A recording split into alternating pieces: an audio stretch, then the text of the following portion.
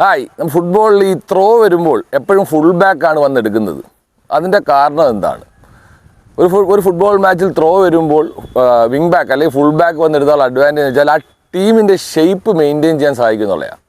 മറിച്ചൊരു സ്റ്റോപ്പറോ ഒരു midfield പ്ലെയറോ വരുന്നതിലുപരി wing back വരുമ്പോൾ നമ്മൾ ഏത് ഷേപ്പിലാണോ കളിച്ചുകൊണ്ടിരിക്കുന്നത് ആ ടീമിൻ്റെ ഷേപ്പ് മെയിൻറ്റെയിൻ ചെയ്യാൻ സാധിക്കും.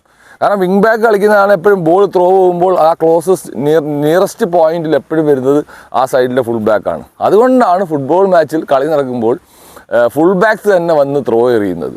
അപ്പോൾ ഈ ഫുൾ ബാക്സ് വരുമ്പോൾ നമുക്ക് ന്യൂമറിക്കൽ അഡ്വാൻറ്റേജ് കൂടെ മേളിൽ കിട്ടും. കാരണം ഒരു പ്ലെയറും കൂടെ മേളിലോട്ട് പോകും. അതിലുപരി ഈ ടീം ഷേപ്പ് മെയിൻറ്റെയിൻ ചെയ്തില്ലെങ്കിൽ അറ്റാക്കിനെ അത് ബാധിക്കും എന്നുള്ളതാണ്. അപ്പോൾ ആ ടീം ഷേപ്പ് മെയിൻറ്റെയിൻ ചെയ്യാനുള്ള ആണ് പ്രൈമറി പർപ്പസ് ഈ ഫുൾ ബാക്ക് വന്ന് ത്രോ എറിയുന്നത്. അപ്പോൾ നിങ്ങളുടെ ടീമിലെ ത്രോ വരുന്നുണ്ടെങ്കിൽ അത് ഫുൾ ബാക്സിനെ ഏൽപ്പിച്ചാൽ ടീമിൻ്റെ ഷേപ്പ് മെയിൻറ്റെയിൻ ചെയ്യാം, ടീം നന്നായിട്ട് പെർഫോം ചെയ്യാൻ സാധിക്കും എന്നുള്ളതാണ്. അപ്പോൾ ഫുട്ബോളിൽ വ്യത്യസ്ത വീഡിയോ കാണാം. ബൈ.